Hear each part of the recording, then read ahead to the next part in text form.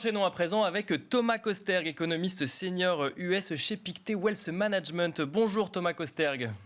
Bonjour Nicolas. Vous êtes en duplex avec nous. On va revenir ensemble sur la politique monétaire de la Fed, mais sur la politique monétaire, mais surtout sur les effets d'annonce, sur les attentes des investisseurs. La Fed qui a pris la décision mi-mars d'amorcer une première hausse de taux, 25 points de base.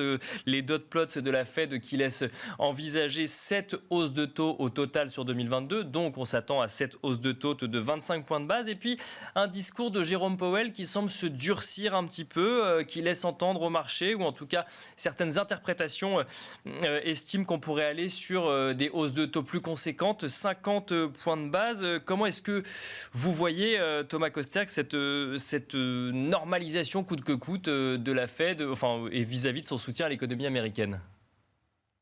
Oui, normalisation et clairement à court terme un resserrement monétaire. Alors on a eu un changement de phase de la Réserve fédérale qu'on peut dater autour du mois de décembre. C'est là où vraiment il y a eu une communication bien plus hawkish depuis lors.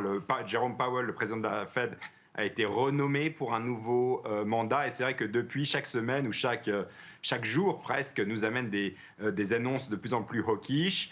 La Réserve fédérale donc, a eu un meeting, le meeting du mois de mars, où elle a en effet projeté des nouvelles hausses de taux. Ça correspondait plus ou moins à une hausse de taux de 25 points de base par meeting. Et je rappelle qu'ils ont 2 meetings par trimestre, donc ça correspondait à 25 points de base à chaque meeting. Et c'est vrai que Jérôme Powell a ajouté un peu de confusion, puisque dans un speech récent, il était très hawkish et il met sur la table une hausse de 50 points de base potentiellement au prochain meeting. Et il est fort à penser qu'on aura cette hausse de taux de 50 points de base, surtout que d'ici là, on aura un chiffre d'inflation pour le mois de mars qui risque d'être très fort.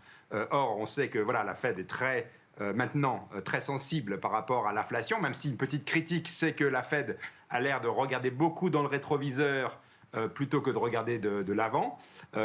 Mais on a donc des chiffres d'inflation qui vont certainement corroborer son souhait de normaliser un peu plus rapidement et donc de monter les taux de 50 points de base. Après, par la suite, c'est la vraie question. Et la vraie question, c'est est-ce que l'économie américaine peut absorber autant de hausses de taux qui sont prévues notamment par le marché ? Eh bien justement, Thomas, est-ce que vous avez la réponse à cette question ? Est-ce que selon vous, la Fed est dans un calendrier et dans une dynamique que peut encaisser l'économie et la reprise américaine, ou est-ce que selon vous, on est sur une dynamique trop rapide ? Alors en effet, j'ai un peu des doutes.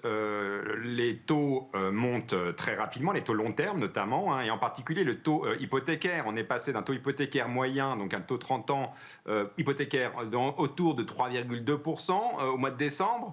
Maintenant, on arrive sur les 4,6% sur les derniers taux hypothécaires publiés. Donc, on a une très forte tension sur ces taux hypothécaires. Et on voit déjà le marché immobilier qui réagit. Par exemple, les promesses de vente ont fortement chuté le mois dernier. On voit, elles sont en baisse de 5% en glissement annuel, par exemple. Et on voit quand même un affaissement du marché immobilier qui est vraiment la conséquence directe de ces hausses de taux et notamment de taux long terme. Mais il y a aussi plus globalement l'économie qui devrait aussi à un moment souffrir de cette hausse rapide des taux d'intérêt. Or, on ne verra en fait, à mon avis, dans les données économiques cet impact que dans plusieurs mois. Et ça, c'est toute la subtilité ici.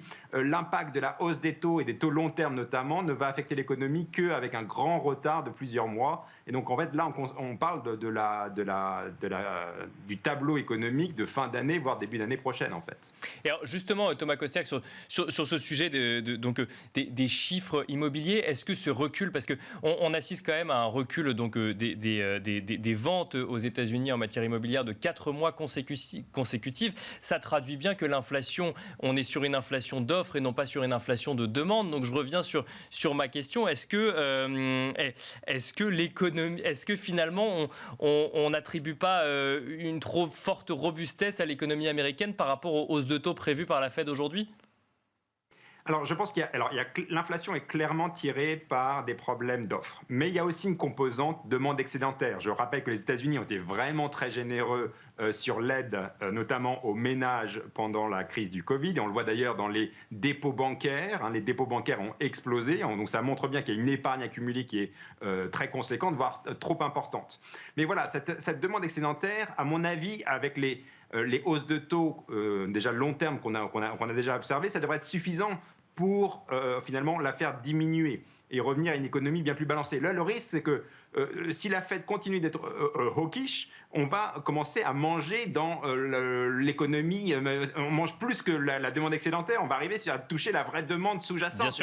C'est là où il y a un point qui peut être sensible. Et là, la Fed devra faire attention. C'est pour ça qu'à mon avis, il pourrait y avoir un temps de pause d'ici cet été, une fois qu'on se sera rendu compte que les salaires ne vont pas exploser et qu'il y aura une conséquence de la hausse des taux long terme, notamment sur l'économie. On le verra d'abord sur l'immobilier, puis après on le verra sur le reste de l'économie. Pour l'instant, l'économie américaine est forte, mais voilà, c'est une économie qu'on ne peut pas non plus faire un resserrement brutal.